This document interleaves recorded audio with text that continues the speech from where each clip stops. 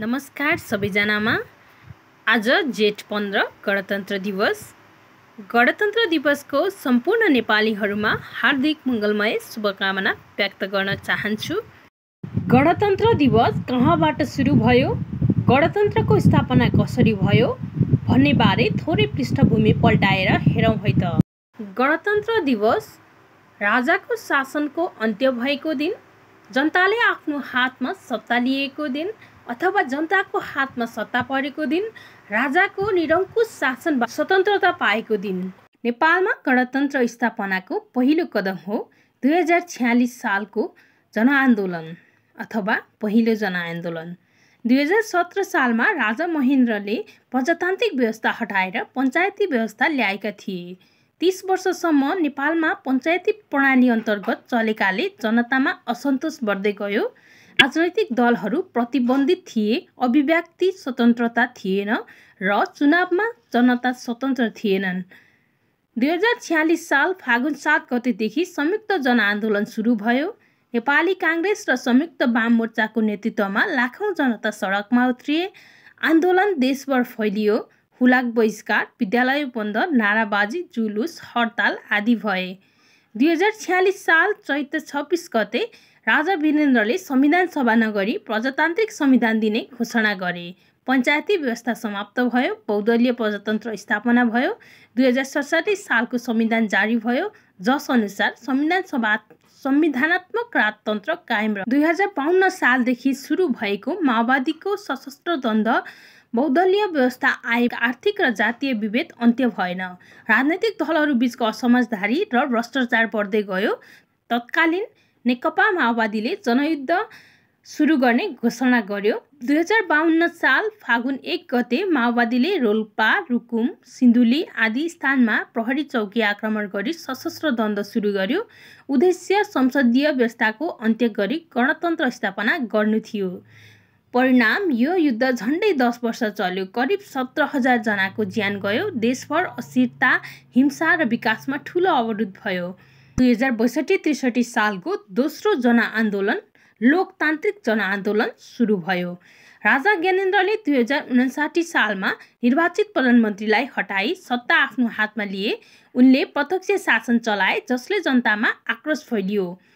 7 प्रमुख दल, 7 दलीय गठबन्धन र माओवादी बीच 12 बुँदे समझदारी भयो। त्यसैका आधारमा 2062-63 सालमा दोस्रो जनआन्दोलन सुरु भयो।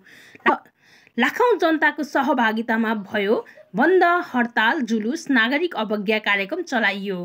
राजा ज्ञानेन्द्रले 2063 साल वैशाख 11 गते सत्तापूर्ण जनप्रतिनिधिहरूलाई सुम्पिने घोषणा गरे।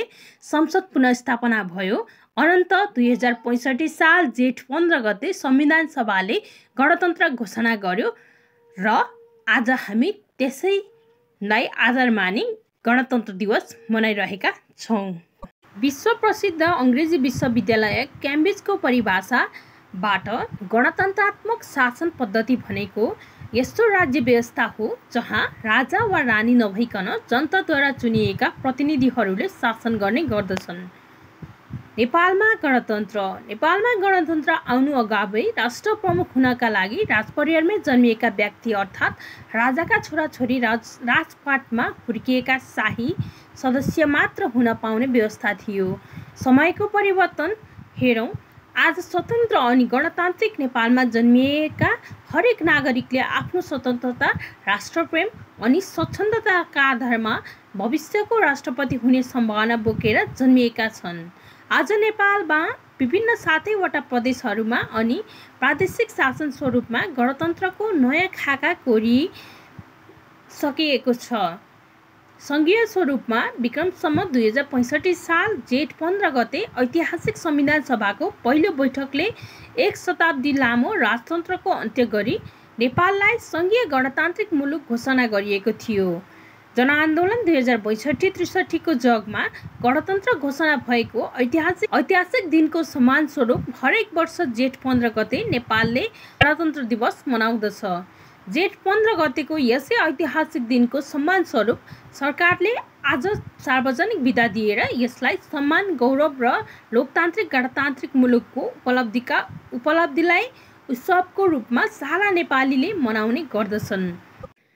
आजको दिन एउटा गर्व अनि उत्साहको दिवस हो। तसर्थ आज नेपाली सेनाले बिहानै बिगुल फुकेर जनाउ दिने गर्दछ।